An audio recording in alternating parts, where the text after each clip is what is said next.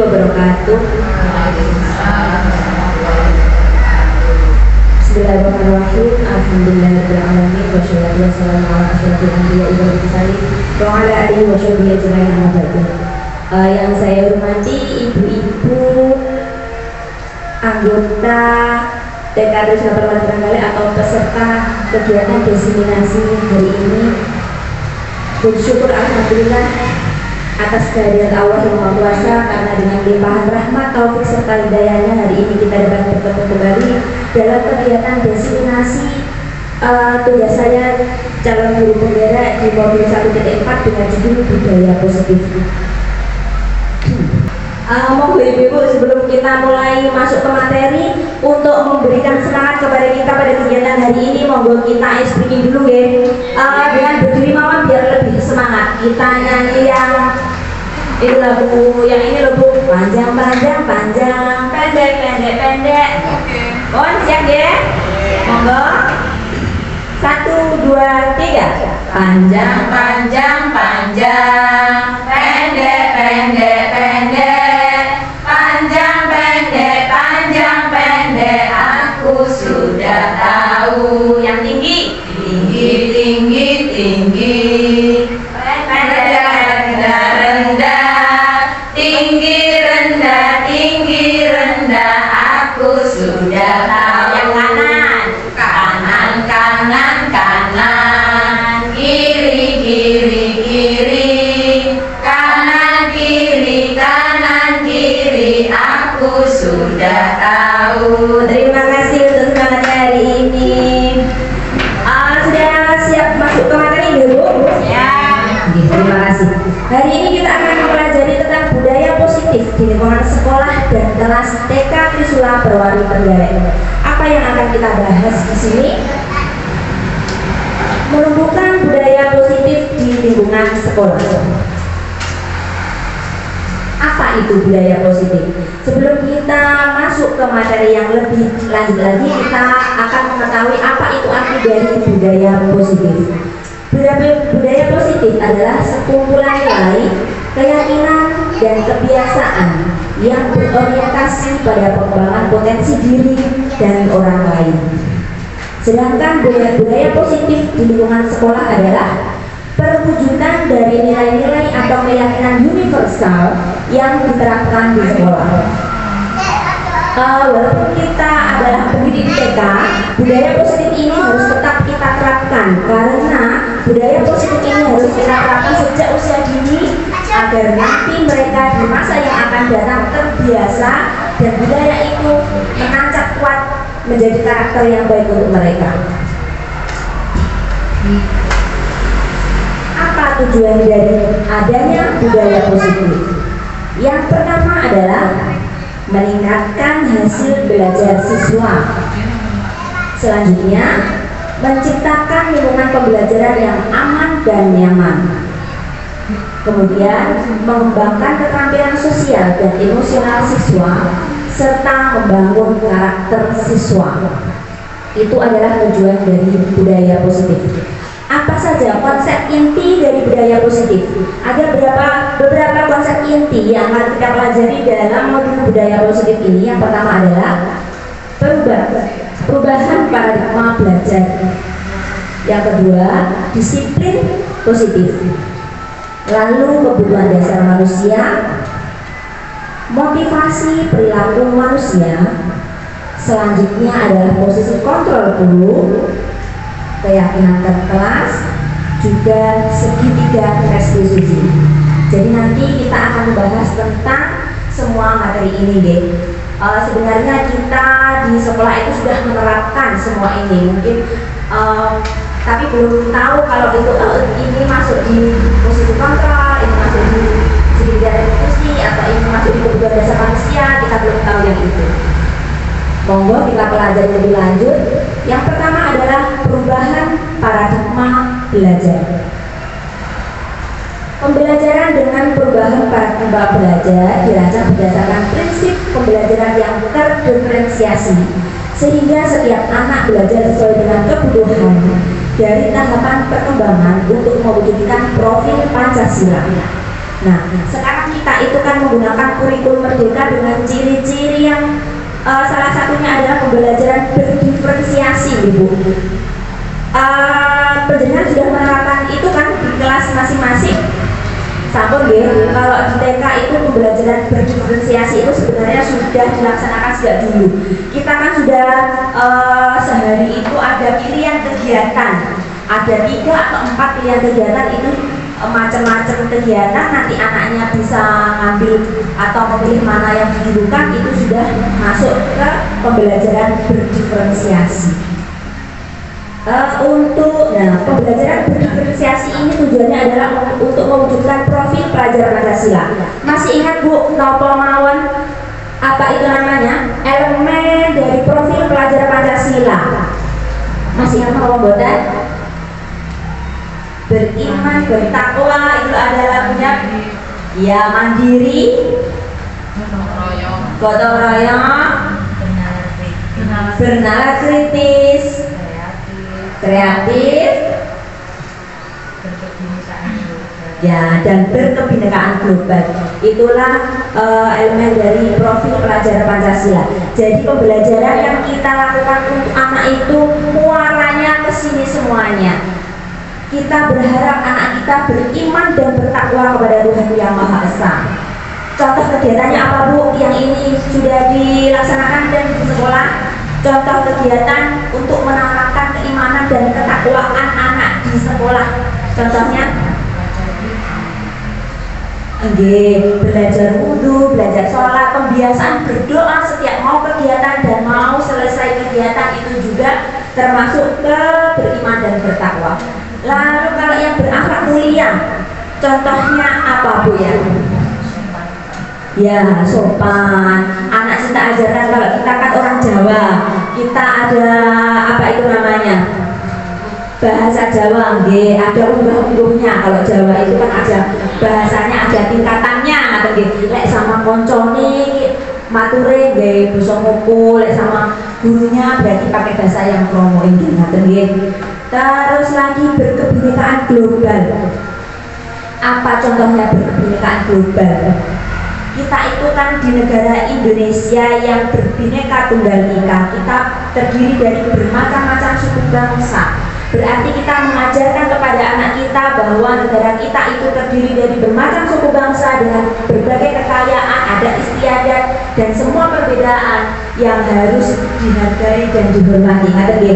Terus kalau yang kebiasaan untuk bergotong royong sudah dibiasakan di sekolah, misalnya dalam kegiatan apa?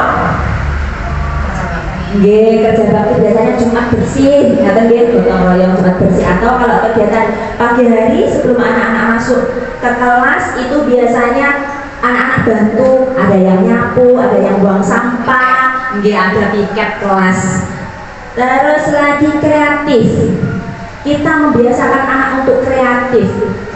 Contohnya menopong kreatif.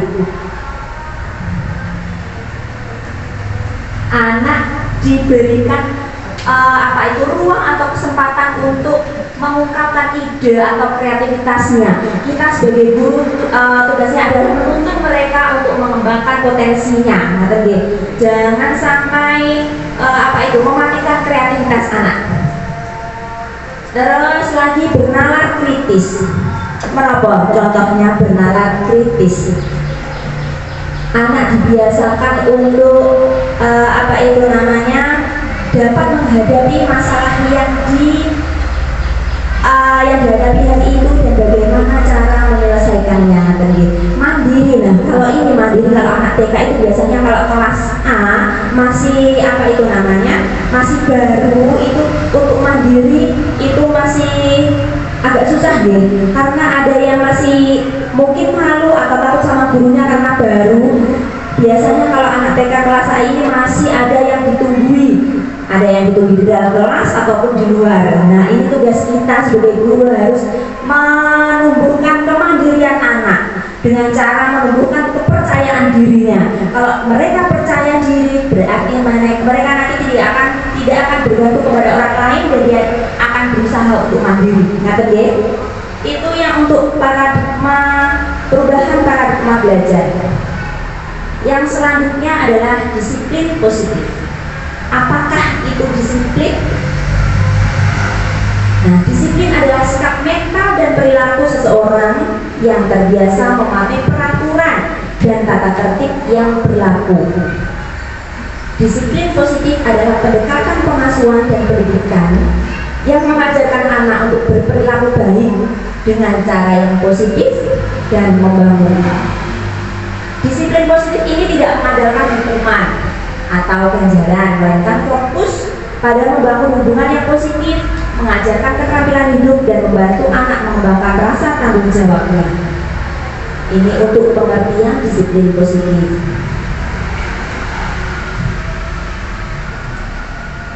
Nah, ini contoh penerapan disiplin positif di sekolah. Tentu saja kita sudah menerapkannya. Contohnya disiplin positif bagi guru adalah guru memberikan contoh dengan cara menunjukkan sikap positif saat berinteraksi dengan anak. Yang kedua, guru memberikan bimbingan yang positif kepada anak yang melakukan kesalahan daripada memberikan hukuman. Karena hukuman ini nanti dampaknya buruk, Ibu. Anak itu kalau diberi hukuman itu apa ya namanya? Mereka akan takut. Mereka tidak mengulangi, mentalnya down. Dia tidak mengulangi kesalahannya itu karena takut biasanya kalau dihukum itu, gitu. Yang selanjutnya adalah membuat peraturan kelas yang jelas. Itu bagi guru. Nah, untuk siswa, contoh disiplin positif yang bisa diterapkan di sekolah adalah datang ke sekolah tepat waktu.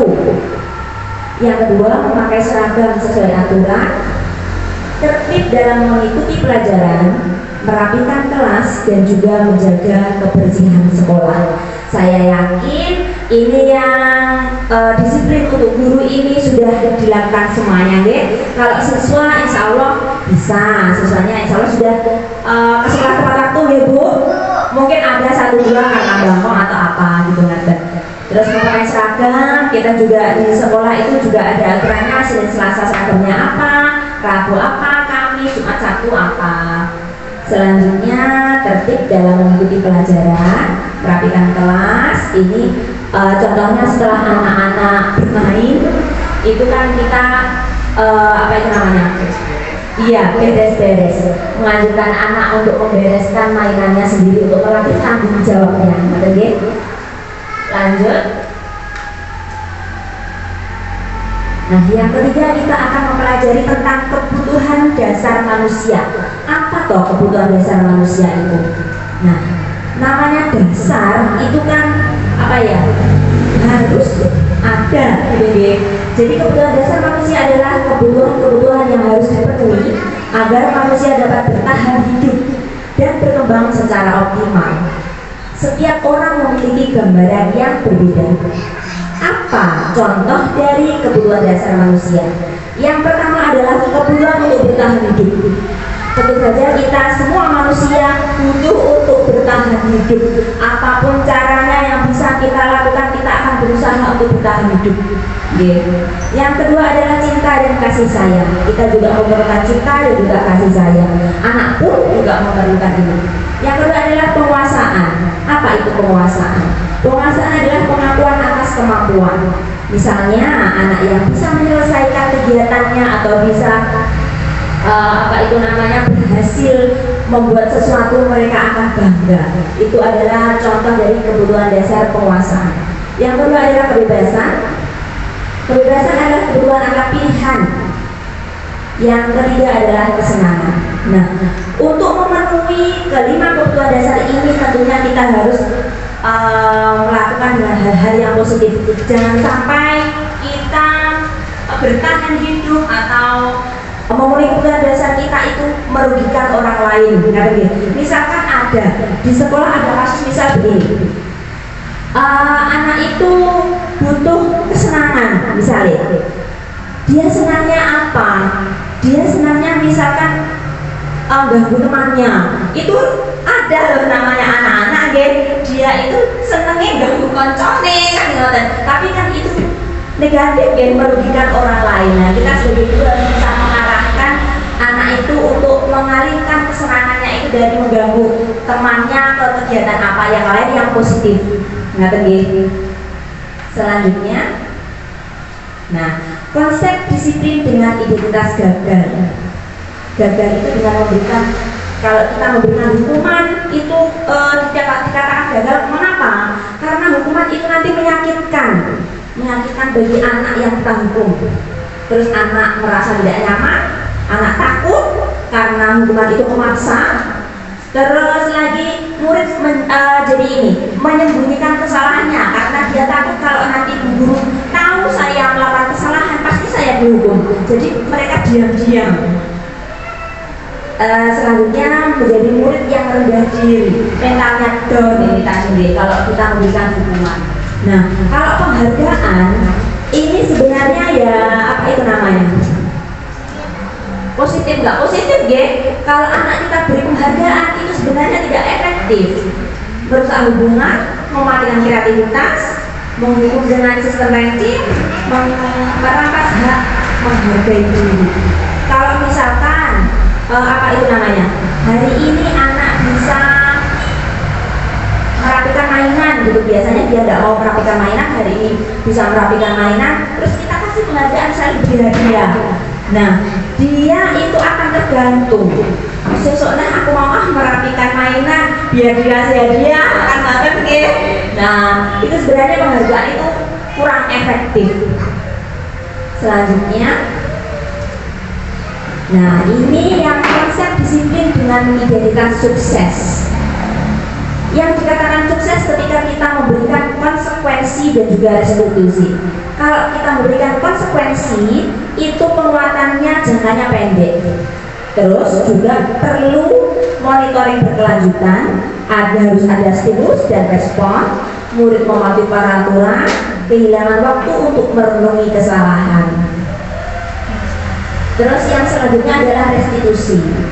Kalau diberikan restitusi, anak itu nanti akan jadi murid yang bertanggung jawab atas perilakunya, fokus pada pemecahan masalah jangka panjang. Kalau konsekuensi tadi jangkanya pendek, kalau diberikan restitusi nanti jangkanya panjang. Murid menghormati dirinya dan orang lain, ada teori kontrol, dirinya memegang kontrol, dan juga murid bersemangat memperbaiki kesalahan. Nah, ini nanti kita akan mempelajari lebih lanjut tentang restitusi. Sudah pernah mendengar apa itu restitusi, Bu? Nanti kita pelajari lebih lanjut gitu. Selanjutnya kita lanjutkan ya. Yang keempat adalah motivasi perilaku manusia. Apa itu motivasi? Motivasi adalah dorongan yang timbul pada diri seseorang secara sadar atau tidak sadar untuk melakukan suatu tindakan dengan tujuan tertentu. Motivasi itu ada dua macam ya Bu. Motivasi intrinsik dan juga motivasi ekstrinsik. Penjenengan tahu motivasi intrinsik itu berasal dari mana? Kalau namanya intrinsik dari diri. Iya. Kalau motivasi intrinsik itu berasal dari dalam diri mereka sendiri. Jadi kalau motivasi intrinsik nanti jangkanya panjang, soalnya kan tumbuh dari dirinya sendiri, sadar sendiri kan gitu, nggak disuruh.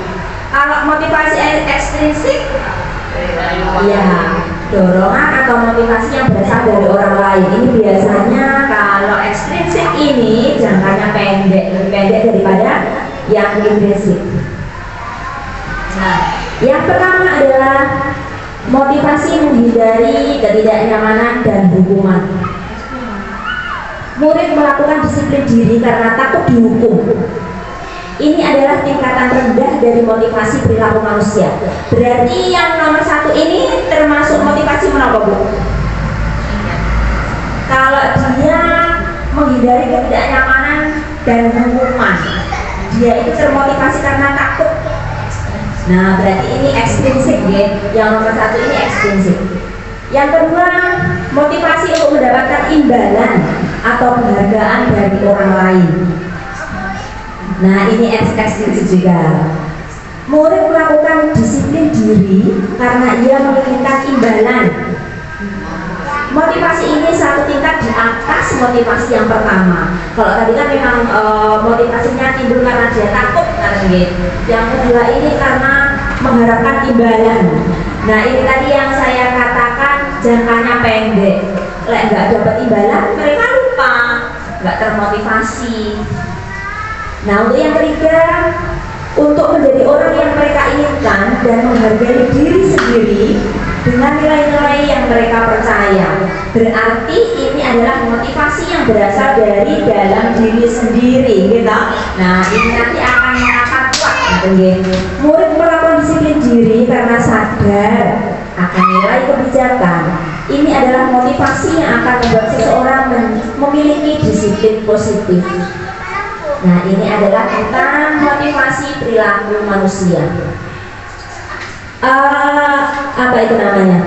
Kita sebagai guru juga harus bisa menumbuhkan motivasi yang intrinsik dari anak ibu. Jangan cuma motivasi ekstrinsiknya yang kita perhatikan, tapi lebih ke motivasi intrinsiknya, biar mereka itu termotivasi dari dalam diri mereka sendiri. Okay? Yang selanjutnya, nah ini adalah materi yang kelima, yaitu posisi kontrol. Ada beberapa posisi kontrol. Kita sebagai guru itu ada mempunyai 5 posisi kontrol ini ya. Yang pertama adalah penghukum. Kadang untuk mendisiplinkan anak, kita itu memberikan hukuman. Mungkin karena kita sudah sudah jengkel biasanya, karena memang anak itu sering kali melakukan kesalahan, sudah diingatkan tapi tetap bandel, tetap dilakukan. Kan kita itu namanya kita manusia ya, kadang ada jengkelnya karena bagian kita, kadang juga ada yang menjadi penghukum. Contohnya posisi penghukum adalah menghadik atau menunjuk-nunjuk anak. Yang kedua adalah posisi kontrol, membuat merasa bersalah. Ini biasanya adalah kita caranya dengan berceramah, terus menunjukkan kekecewaan yang mendalam pada murid yang melakukan kesalahan. Misalnya ya tadi anaknya sering melakukan itu saja kesalahannya, terus kita itu kecewa. Biasanya anaknya kemarin sudah berjanji nggak akan mengulangi, tapi hari ini kalau diulangi kan kita jadi kecewa. Kemarin sudah percaya sama mereka katanya nggak ulangi lagi, hari ini ulangi lagi, biasanya kita akan kecewa. Yang ketiga adalah posisi kontrol sebagai teman. Kalau sebagai teman, ini kita memposisikan diri kita sebagai teman anak dengan membuatkan alasan-alasan kepada murid. Misalnya anak membuat kesalahan, terus kita bilang gini, ibu tahu kamu melakukan kesalahan ini punya alasan, nggak ngejudge anak kamu salah enggak. Yang ketiga adalah sebagai pemantau. Pemantau ini menghitung dan mengukur. Yang kelima adalah posisi manajer. Posisi manajer ini adalah posisi yang paling baik, yang paling ideal untuk kita. Karena dalam jadi manajer, kita mengajukan pertanyaan-pertanyaan dan memberi kesempatan pada anak untuk menyadari kesalahan dan menemukan solusinya sendiri. Dengan posisi manajer ini, misalnya anak yang melakukan kesalahan, kita ajak duduk berdua, terus kita memberikan pertanyaan kepada anak, apa kesalahan kamu hari ini, terus memberikan kesempatan kepada anak. Terus kalau sampai hari ini melakukan kesalahan, diulangi enggak? Terus gimana berarti cara menghindari atau tidak mengulangi masalahnya? Gitu kalau posisi manajer ini. Kalau dari penjaringan semuanya, dari kelima posisi kontrol ini, lebih dominan yang mana yang dilakukan? Penghukum, pembuat orang merasa bersalah, menjadi teman, pemantau, atau manajer? Oh, alhamdulillah. Berarti sudah menjadi guru yang ideal ya, kalau kita sudah menerapkan posisi manajer. Nah, sekarang untuk menyegarkan siang kita pada hari ini saya sudah menyiapkan sticky note. Nanti penjenengan tulis di sini, penjenengan itu selama ini ada di posisi mana? Penghukum, pembuat rasa bersalah, teman, pemantau, atau manajer? Monggo nanti dituliskan di sini, lalu ditempelkan di sini mawon ya. Oke, saya bagikan satu-satu untuk sticky note-nya. Monggo.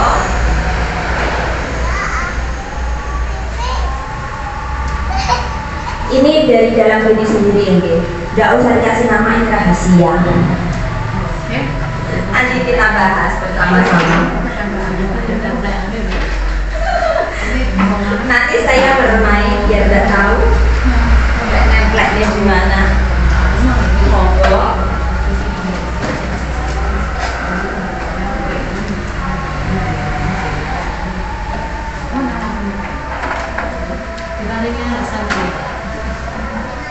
Bisa, dibagi alasan bisa, atau cuma posisinya apa juga bisa, nanti kita bahas bareng-bareng. Untuk Bu Mary, ini satu sticky note-nya mau diisi. Selama ini sudah menjadi posisi kontrol yang mana? Nanti kita tempel di sini, di depan sini ya. Monggo.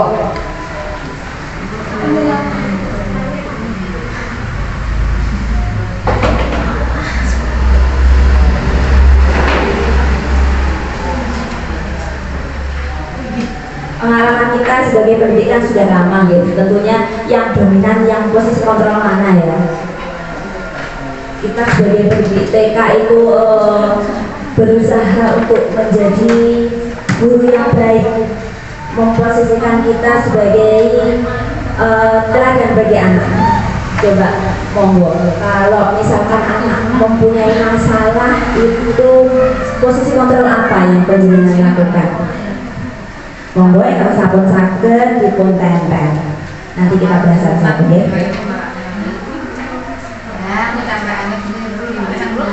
Kulo tak hadap ke sana biar tidak tahu itu tempelan siapa. Ngerti ya? Ya, oke. Monggo.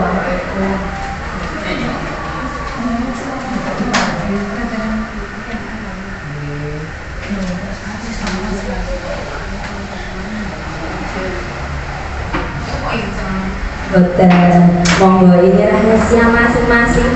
Pulau boten ngincen, nanti kita bahas satu-satu. Saya pengen tahu penjenengan itu sebagai guru ada di posisi kontrol mana?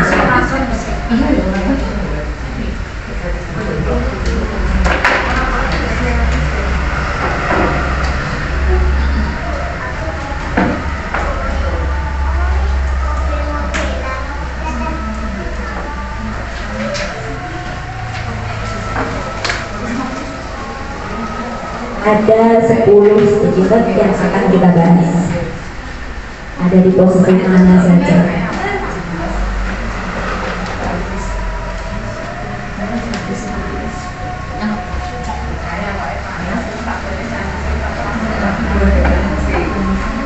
Ambon?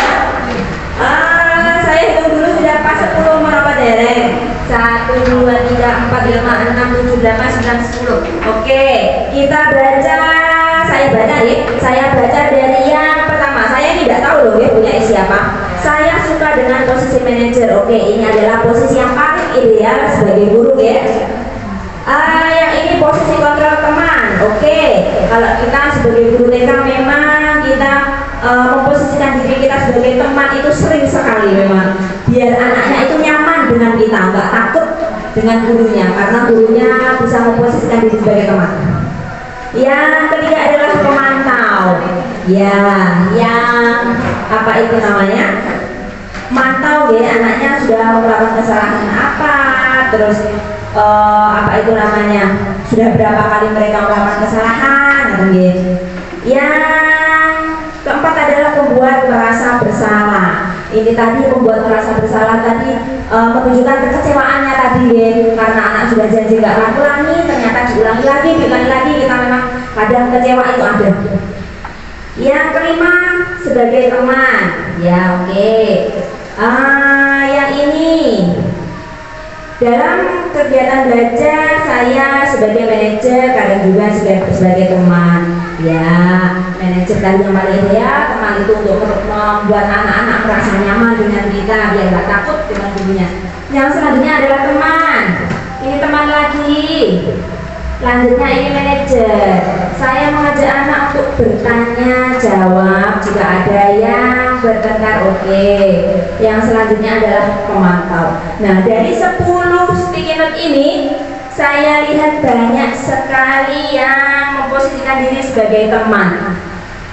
Iya, setelah mempelajari modul ini, semoga dari posisi teman kita semua bisa menuju ke posisi manajer, untuk lebih memberikan kenyamanan untuk anak, terus memberikan tanggung jawab juga untuk anak. Kalau teman tadi kan kita cuma menunjukkan rasa kecewa kita, tapi kita belum memberikan kesempatan pada anak untuk menyelesaikan masalahnya sendiri. Kalau manajer, kita sudah memberikan tanggung jawab kepada anak untuk menyelesaikan masalahnya. Ini untuk yang materi kita nomor 5, posisi kontrol. Yang selanjutnya, nah ini ada contoh penerapan 5 posisi kontrol. Ada sebuah kasus anak mengganggu temannya ketika guru membacakan buku cerita sehingga temannya tidak bisa konsentrasi. Nah, ini pernah ditemui nopo boten di kelas panjenengan. Ada anak yang ganggu ketika guru itu membacakan buku cerita. Padahal ketika membacakan buku cerita kan anak harus konsentrasi, harus memperhatikan guru. Tapi ada satu anak yang ganggu temannya, jadi temannya yang lain itu jadinya nggak konsentrasi.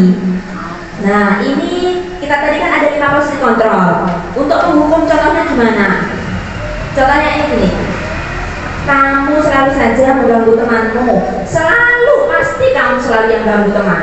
Kalau kamu tetap seperti itu, berdiri di depan sampai pelajaran selesai. Nah, ini menurut panjenengan, kalau sebagai penghukum begini, akibatnya untuk anak apa? Iya, mentalnya jadi down. Walaupun dia mengganggu temannya, itu kan dia punya alasan. Harusnya kita tanya alasannya apa kok mengganggu temannya. Jangan langsung menghukum. Kalau langsung dihukum gitu dia jadi down tadi gitu. Terus yang kedua adalah membuat merasa bersalah. Dari kasus itu, contohnya yang dilakukan adalah berkata begini, kamu bagaimana ya? Kamu sudah janji loh dengan guru tidak akan ganggu lagi temanmu. Kamu kenapa sering sekali mengecewakan ibu? Bu guru benar-benar kecewa sekali. Nah, kalau bu guru bilang kecewa, itu kan anaknya merasa bersalah, Kemarin aku mungkin dia berpikir begini, kemarin aku sudah janji tidak akan ganggu lagi, kok hari ini aku ulangi, aduh aku bersalah sama bu guru gitu ya. Nah, itu yang membuat merasa bersalah. Yang selanjutnya adalah posisi kontrol teman. Dari kasus anak yang mengganggu temannya tadi, sebagai teman, bu guru bisa mengatakan ini contohnya, ya sudah, kali ini nggak apa-apa, mungkin karena kamu capek, sudah bawa sana dulu lagi, itu kalau teman. Tapi biasanya kalau cuma gitu, apa yang terjadi sama anaknya? Tetap saja kadang namanya juga anak. Nah, kalau ini sebagai pemantau, kalau ada anak yang melanggar peraturan, sebagai pemantau ini bisa mengajukan beberapa pertanyaan. Contohnya, peraturannya apa? Sebelum kita membacakan buku cerita itu kan biasanya kita memberikan peraturan-peraturan, nanti kalau buku baca cerita peraturannya gimana, kan gitu supaya anaknya mengikuti kegiatan yang baik. Kalau anaknya melanggar, berarti sebagai pemantau kita tanya peraturannya apa.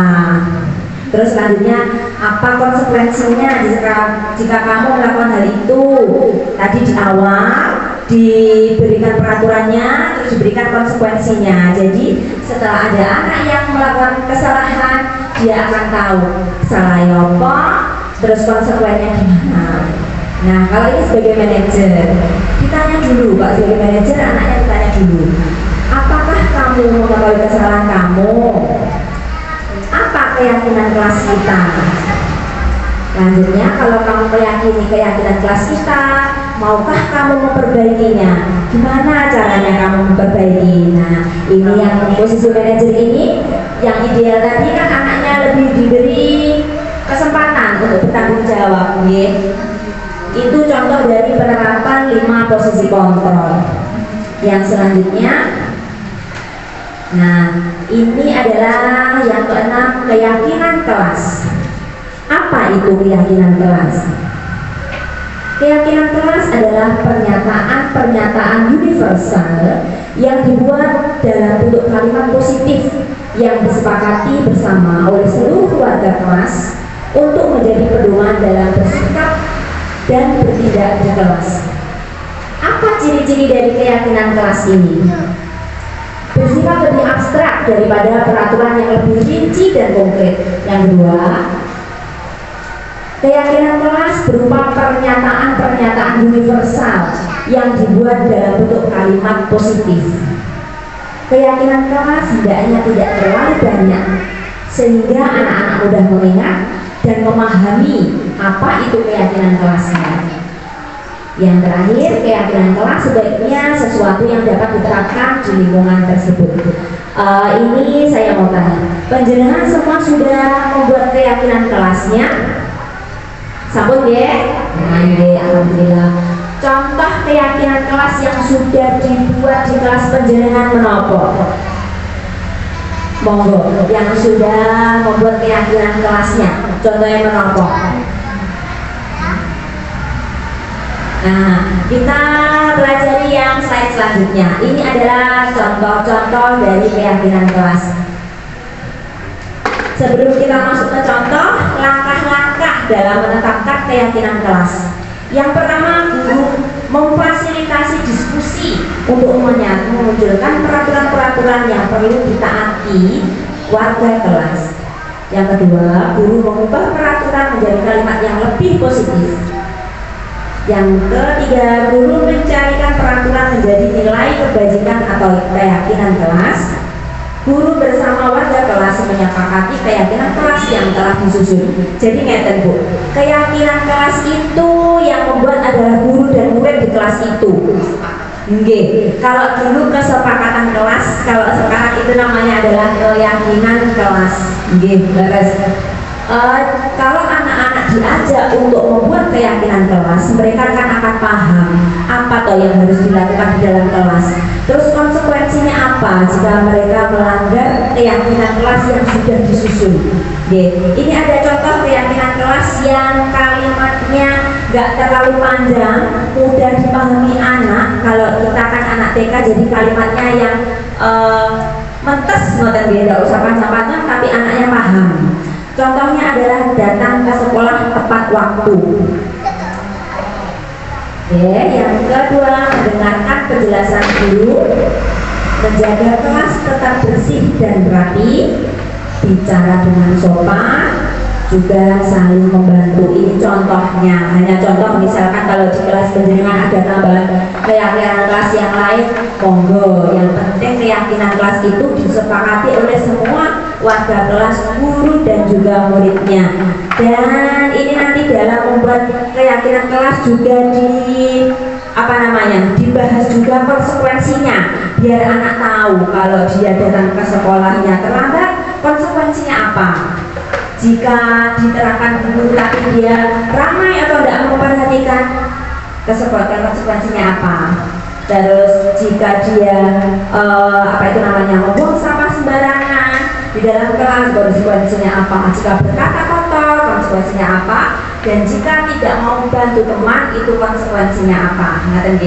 Kalau keyakinan kelas ini beda dengan tata tertib ya Bu. Kalau tata tertib itu biasanya yang membuatkan sekolah, anak tidak dilibatkan dalam pembuatan tata tertib. Kalau melanggar tata tertib biasanya diberikan hukuman. Nah, kalau keyakinan kelas ini anak dilibatkan. Kalau anak melanggar, diberikan konsekuensi, bukan hukuman. Itu bedanya antara keyakinan kelas dan tata tertib. Yang selanjutnya, nah ini yang tadi di depan ada kata-kata restitusi gitu. Mungkin dari kita ada yang belum tahu apa toh itu restitusi. Nah, kalau di sini ditambahin segitiga restitusi. Apa itu segitiga restitusi? Nah, segitiga restitusi ini adalah proses menciptakan kondisi bagi murid untuk memperbaiki kesalahan-kesalahannya sehingga karakter mereka lebih kuat serta kembali pada kelompoknya. Nah, ini loh Bu, ada gambar segitiga, ini simbol dari segitiga restitusi. Ada 3 tahapan dalam kegiatan segitiga restitusi ini. Yang pertama adalah menstabilkan identitas.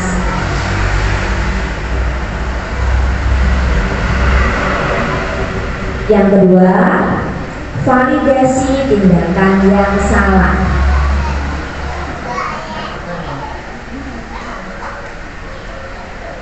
Sedangkan yang ketiga adalah menanyakan keyakinan. Nah, ini adalah cara-cara kita dalam menghadapi anak yang melakukan kesalahan. Sebenarnya tidak semua pelanggaran itu harus segitiga restitusikan. Tapi kalau kita pengajar TK, anak-anak itu kan kesalahannya tidak fatal gitu. Misal kesalahannya cuma datang terlambat, terus apa itu jahil sama temannya, kayak gitu deh. Kalau anak yang tingkat SMP SMA itu kan lebih kompleks. Nggak dia permasalahannya. Jadi walaupun kita guru TK, kita juga bisa menerapkan segitiga restitusi ini.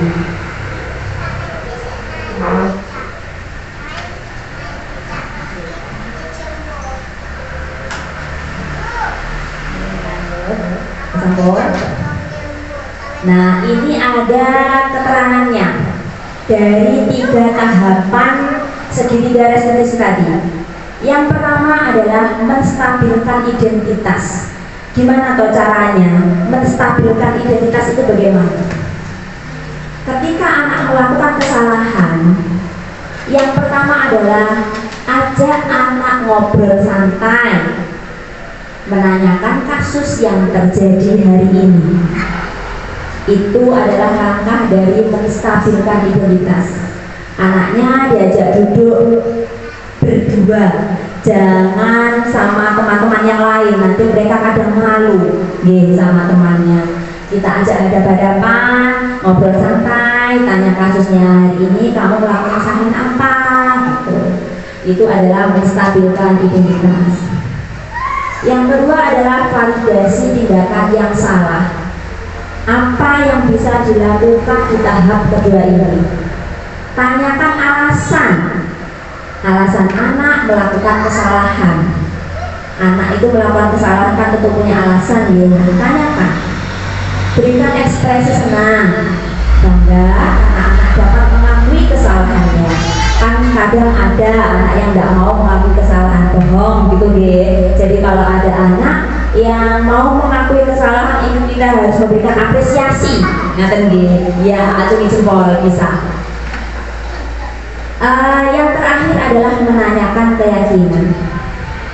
Apa yang bisa kita lakukan dalam tahap menanyakan keyakinan ini? Pancing anak untuk mengingat kembali keyakinan kelasnya. Tadi kan sudah dibentuk ya keyakinan kelasnya. Kalau anaknya melanggar atau membuat kesalahan, pancing dia untuk mengingat kembali apa toh keyakinan kelas yang sudah disusun bersama-sama itu.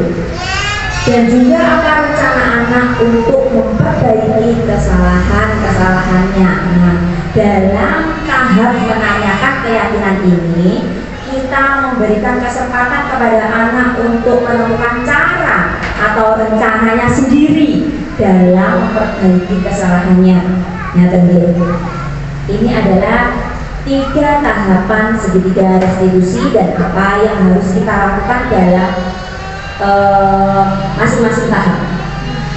Dari sini ada yang masih belum jelas Bu, apa saja yang harus dilakukan di tiap tahap? Belum jelas ya? Oke, lanjut. Ini adalah contoh penerapan dari segitiga restitusi. Nah, ini kalau anak TK kasusnya nggak muluk-muluk ya Bu, nggak terlalu berat. Kasusnya hari ini contohnya adalah anak datang terlambat ke sekolah. Nah, dalam menstabilkan identitas, apa pertanyaan yang bisa kita ajukan pada anak? Contohnya, hari ini apa ya kesalahan kamu? Terus anaknya nanti jawab, hari ini saya datang terlambat bu. Terus gurunya jangan marah. Kalau kita memberikan sekedar, menerapkan sekedar institusi ini, yang harus dilakukan bu guru adalah apa itu namanya? Begini misalnya, bu guru juga pernah loh terlambat. Biar anaknya itu nggak merasa bersalah atau dia berpikir kalau hari ini kita melakukan kesalahan, dia melakukan kesalahan yang fatal, kan kita memberikan alasan bu guru pernah loh terlambat. Terus tindakan yang kedua adalah validasi tindakan yang salah. Ini tadi validasi yang menanyakan alasan. Mengapa hari ini kamu terlambat? Pasti kamu punya alasan. Nanti kan anaknya jawab alasannya terlambatnya kok Bang, misalnya tadi malam lihat TV sampai malam, ngoten kan misalnya loh. Atau hari ini apa itu namanya, sarapannya belum matang gitu kan, pasti ada alasan-alasan sendiri. Nanti biarkan mereka untuk mengungkapkan alasannya mengapa terlambat. Nah, untuk tahap yang selanjutnya adalah menanyakan keyakinan. Contoh yang bisa kita ajukan kepada anak, pertanyaannya adalah, coba kita ingat-ingat apa ya keyakinan kelas kita yang nomor 1 yang disusun tadi loh bu, yang nomor 1 kan datang ke sekolah tepat waktu. Nah ini anaknya nanti kan ingat, oh nomor 1 berarti datang ke sekolah tepat waktu, hari ini aku terlambat. Nah, apa rencana kamu agar besok tidak terlambat lagi atau kesalahannya tidak terulang lagi? Nah, mereka akan berpikir, tidak terlambat ini apa yo, dunia aku. Misalnya malam nggak bobok terlalu malam. Nah, ini adalah contoh penerapan segitiga restitusi. Nah, itu tadi adalah contoh penerapan dari segitiga restitusi. Nah, setelah ada contoh dari penerapannya, ini saya harapkan penjenengan satu paham, tahu dan paham bagaimana cara penerapan segitiga restitusi ini dengan 3 tahapannya yang benar. Jadi besok lagi kalau menemui kasus di sekolah anak yang melakukan kesalahan, kita bisa menerapkan segitiga restitusi ini dengan benar. Selanjutnya, nah segitiga restitusi tadi adalah materi terakhir kita pada hari ini. Dari semua materi yang kita bahas hari ini ada beberapa kesimpulan, yaitu dalam penerapan program budaya positif hendaknya guru memiliki standar kepribadian profesional dan sosial yang baik, di mana guru mampu merefleksi pada posisi kontrolnya saat ini, bagaimana perjalanan dirinya sebagai among atau posisi manajer yang menentukan murid-murid menjadi insan yang mandiri, merdeka, dan bertanggung jawab. Nah, refleksi itu sangat kita perlukan. Jadi dengan merefleksi diri kita sendiri, kita tahu apa toh yang sudah kita laksanakan hari ini, keberhasilannya sampai mana, kurangnya apa, terus kita bisa merencanakan tindak lanjutnya.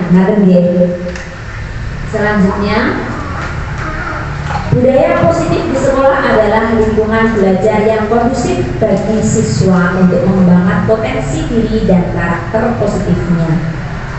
Dengan menciptakan budaya positif di sekolah, kita dapat membantu anak untuk berkembang menjadi pribadi yang positif, berkarakter, dan siap menghadapi tantangan masa depan.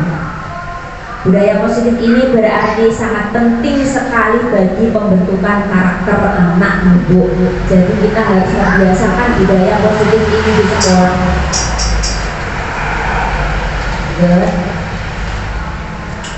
Budaya positif harus dibiasakan sejak usia dini.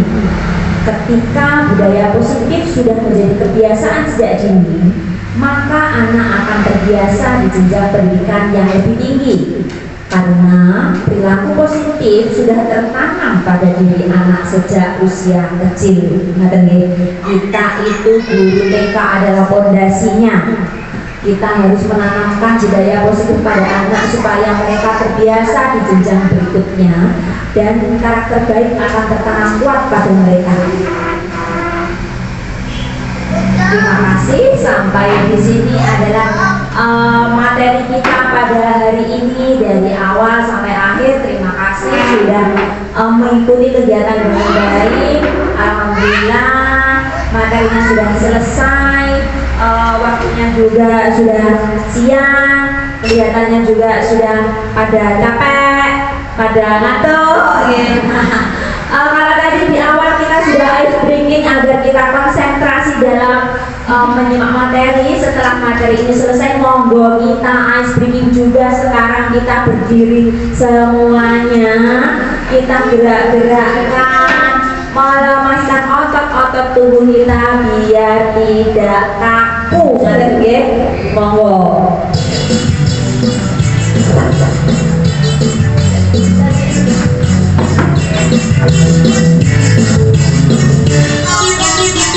Tangan diputar-putar bertepuk tangan.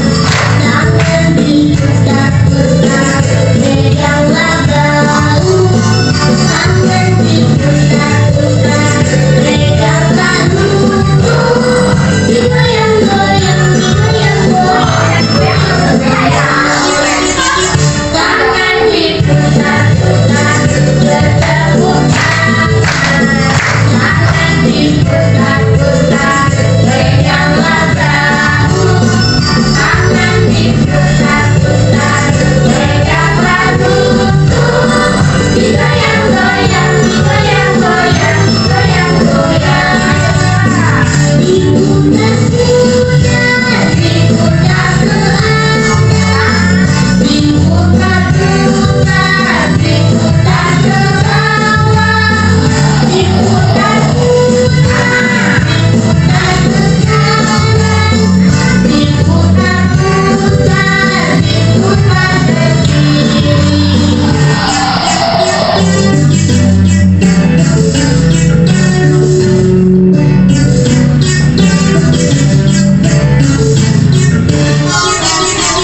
Tangan diputar-putar bertepuk tangan.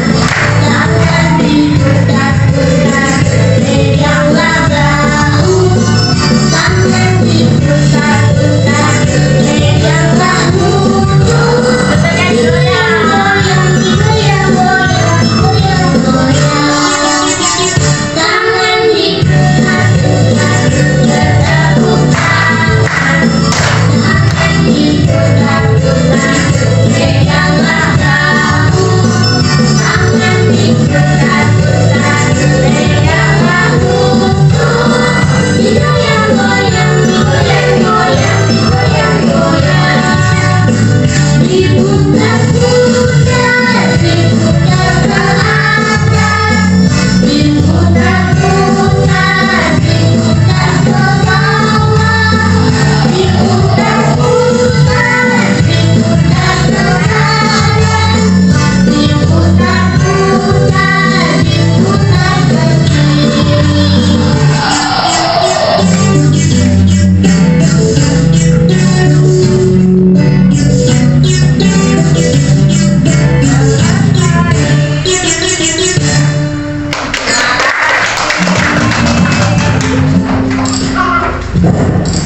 Terima kasih atas apa itu namanya ice breakingnya siang hari ini. Semoga dengan ice breaking tadi otak kita segar kembali ya tadi. Ya, terima kasih ibu-ibu atas semangatnya hari ini ya. Terima kasih. Hari ini tadi materi sudah selesai. Setelah selesai materi kita ice breaking, sekarang otaknya kita sudah segar kembali. Alhamdulillah. Nah, sebelum kita akhiri kegiatan kita pada siang hari ini, kita ingat kembali, kita diskusi bersama. Coba saya mau tanya pada penjenengan tentang tadi penerapan segitiga restitusi, ya. Karena memang kalau penerapan segitiga restitusi itu kan kita perlukan setiap harinya, ya nggak sih? Semoga anak-anak itu tidak melawan saran, ya, tapi kan sering kita perlukan. Coba monggo yang punya kasus di sekolah yang bisa segitiga restitusikan, monggo. Sinten engkang kagungan kasus, monggo. Oh, nggih, monggo. Assalamualaikum warahmatullahi wabarakatuh. Waalaikumsalam warahmatullahi Saya wabarakatuh. dari guru korban. Saya punya di kelas saya ada kasus satu orang anak itu sering jahil, sering mengganggu temannya. Tapi kalau misalnya hadir dan itu bagaimana solusinya untuk menghadapi anak yang seperti ini? Terima kasih. Wassalamualaikum warahmatullahi wabarakatuh. Waalaikumsalam warahmatullahi wabarakatuh. Disampaikan terima kasih kepada Bu Aan yang sudah menyampaikan kasus yang dihadapi di kelasnya. Bu Aan tadi tahu kalau di kelasnya itu ada salah seorang anak yang suka jahil atau sering mengganggu temannya gitu gitu. Nah, dari kasusnya Bu Aan ini, monggo kita bahas bareng-bareng dari 3 tahapan segitiga restitusi tadi.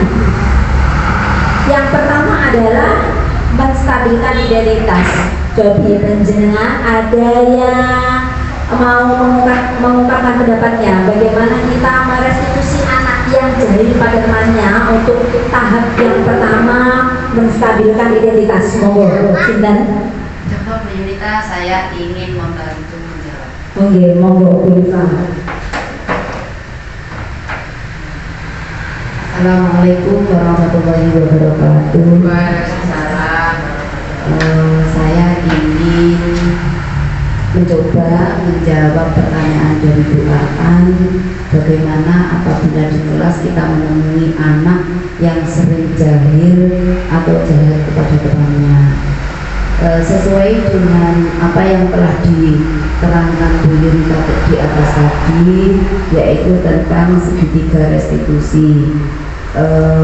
Yang pertama yaitu menstabilkan identitas. Misalnya hari ini ada anak yang jahil kepada temannya, nanti anaknya itu kita tanya, kenapa kamu melakukan untuk yang pertama restitusi gitu. Menstabilkan identitas dulu. Hari ini tadi kamu melakukan kesalahan apa, misalnya seperti itu. Untuk yang kedua yaitu validasi tindakan. Misalnya begini, apa alasan kamu mengganggu temanmu, misalnya seperti itu. Untuk keterangan yang ketiga tadi yaitu menanyakan masalah keyakinan. Contohnya coba ingat-ingat apa keyakinan kita yang sudah kita sepakati di sekolah ini atau di kelas ini. Seperti itu, mau dikoreksi Bu, barangkali ada kurangnya. Terima kasih. Wassalamualaikum warahmatullahi wabarakatuh. Waalaikumsalam. Terima kasih Bu Iva atas jawaban yang telah diberikan. Dari kasusnya Bu Aan tadi, anak yang jahil sama temannya, untuk menstabilkan identitas tadi kita benar Bu Iva, kita ajak anak untuk duduk lalu menanyakan apa kesalahannya hari ini. Itu yang bagian tahap pertama, anaknya ditanya biar jawab sendiri, dia ingat nggak kesalahannya apa, terus yang kedua ditanya alasannya. Yang kedua kan tahapnya validasi tindakan yang salah. Tanya dulu anaknya alasannya apa melakukan itu, kok jahil sama temannya alasannya apa. Biarkan dia mengungkapkan apa alasannya. Misalnya aku bosan kok Bu, jadi aku mau itu cari hiburan dari temanku atau gimana. Terus yang langkah ketiga adalah menanyakan keyakinan. Anaknya diajak untuk mengingat kembali keyakinan kelas yang sudah disepakati. Keyakinan kelasnya tadi. Terus kalau dia ingat, oh kalau sama teman itu keyakinan kelasnya harus rukun ya, harus rukun sama teman. Kalau aku jadi temanku berarti aku kan salah. Terus kita tanyakan, apa rencana kamu untuk memperbaiki kesalahanmu itu. Nah nanti kan dia mikir, berarti kalau aku salah besok lagi aku gimana toh gitu, anaknya berpikir sendiri bagaimana memecahkan masalahnya sendiri. Kalau anak itu diajak untuk berpikir sendiri bagaimana memecahkan masalahnya, bagaimana memperbaiki kesalahannya, mereka akan berusaha untuk bertanggung jawab, ngaten nggih Bu. Tujuan kita kan itu, ngaten.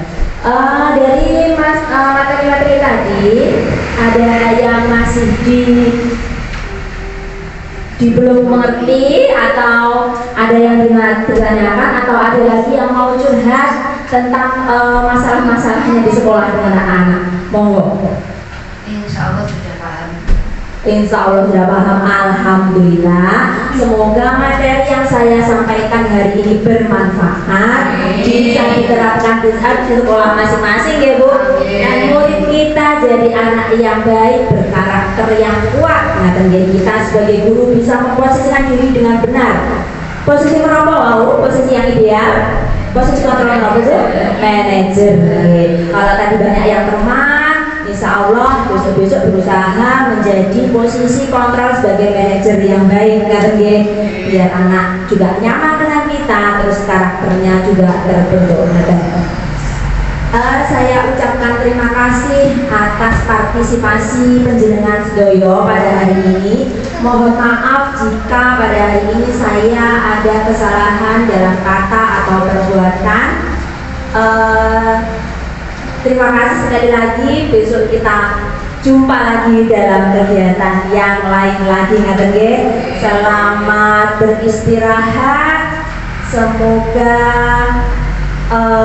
bisa beristirahat dengan keluarga di rumah, terus apa itu namanya ya, bisa leren lah pun siang hari ini. Terima kasih. Sekian dari saya. Wabillahi taufiq wal hidayah. Wassalamualaikum warahmatullahi wabarakatuh.